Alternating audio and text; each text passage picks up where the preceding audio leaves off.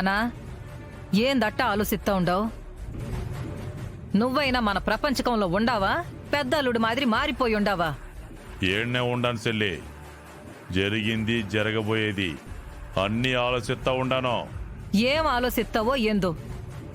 పెద్దల్లుడు ఒక్కడే మన వైపు ఉండాడు.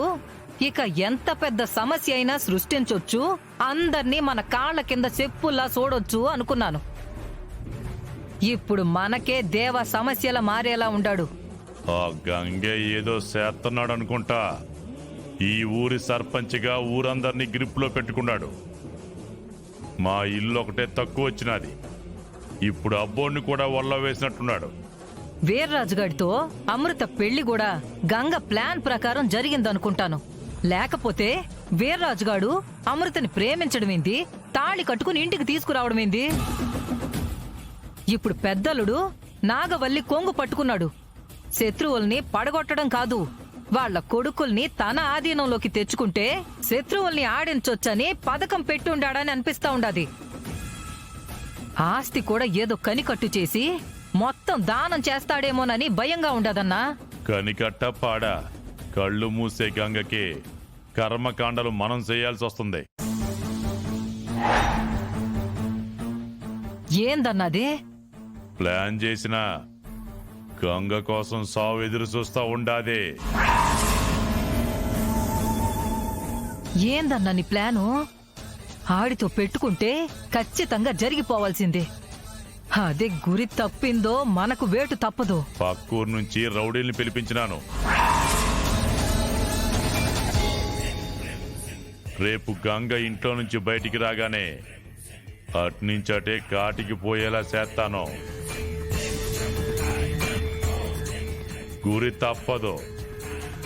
కళ్ళల్లో బాధ ఉన్నవాడు కంటి ఎదురుగా ఉన్న ప్రపంచాన్ని పట్టించుకోడు.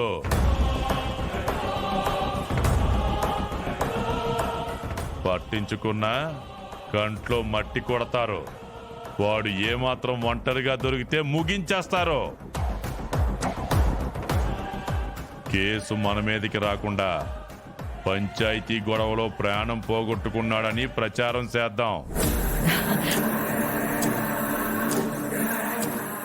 అన్నా, ప్లాన్ అద్దిరిందన్నా.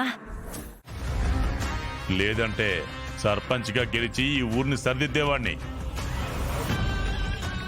20 ఏళ్లుగా చెయ్యండి, ఇప్పుడేం చేస్తారు? కట్టుకున్నదానివి నువ్వే ఇట్టంటే ఎట్టనే. వదిలే అన్నాయ్, ఇప్పుడు మనం సంతోషంగా ఉండడం ముఖ్యం అన్నాయ్. ఇదే సంతోషం నాగవల్లికి కాన్పయ్యాక కూడా ఉండాలండి. ఎందుకుండదు? ఆడపిల్ల పుట్టినా మీరు ఇలాగే నవ్వితే అప్పుడు మీకు మంచి మనసుందని నమ్ముతాను. ఊరుకో వదినే, గోవిందరాజులకి ఆడపిల్ల పుట్టలేదా? ఏ, నువ్వు ఆడదానివి కాదా? ఇదిగో మళ్ళీ నా జోలికొస్తే బాగుండదు చెప్తున్నా. చూడు తిరుపతి, నీ పెద్ద కోడలు నాగవల్లి ఆడబిడ్డని కంటే నేను బతుకున్నాను. నీ మంగళసూత్రం తెగినా పర్లేదు, బొట్టు తుడుచుకున్నా పర్లేదంటే నువ్వు అట్టే కోరుకో. భగవంతుడు రాసిన రాతని ఎవ్వరూ మార్చలేరు. నువ్వు సచ్చినా పర్లేదంటుందన్నాయ్. ఎందుకమ్మా వీళ్ళతో మాట్లాడుతున్నావు? ఒక ఇంట్లో ఉంటూ కూడా శత్రువులా చూస్తున్నారు.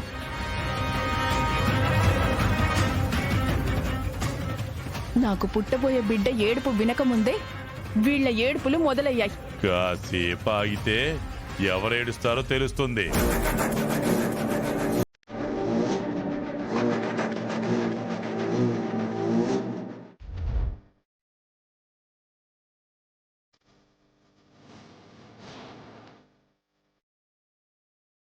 అలా వెళ్ళిపోతున్నావేందన్నయ్య?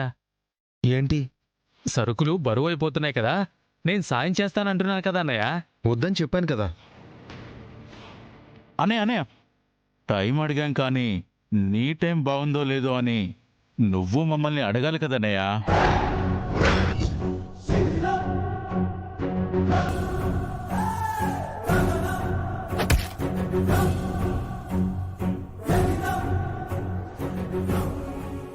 గుద్దుతాననుకున్నావా?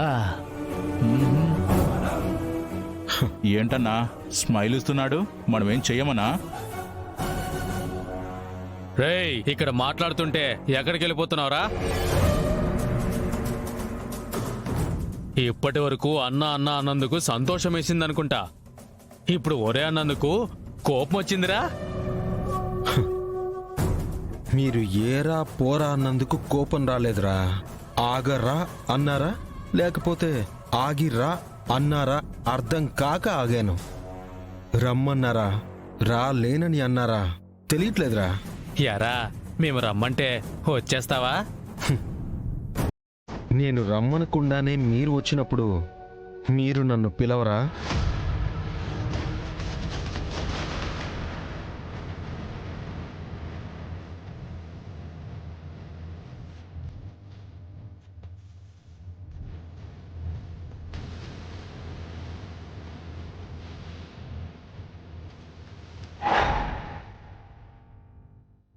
ఎక్కడికి వస్తావు?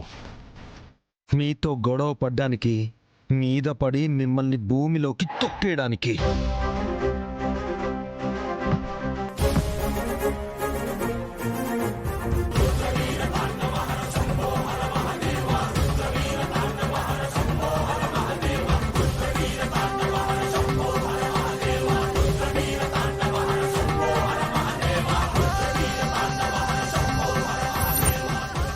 అరే రే రే, ముగ్గురిని చూసి జడుస్తావు అనుకున్నాం. చేతిలో కత్తున్నా గంగిరెద్దులాగా కయ్యానికి కాలు దూవుతున్నావు. ఎందుకు వచ్చారు? ముందే చెప్పాలి కదా. నన్ను పలకరించడానికి వచ్చారో లేక దాడి చేయడానికి వచ్చారో చెప్తే దాన్ని బట్టి మిమ్మల్ని నేను పక్కన పెట్టాలా లేకపోతే మీ పని పట్టాలా అని నిర్ణయించుకుంటాను కదా. విన్నాం నువ్వు పెద్ద పోటుగాడువని. కానీ ఈ పోటుగాడికి పోటు పొడిస్తే ఎలా ఉంటుందో చూపిద్దాం. రైట్. ఓయ్!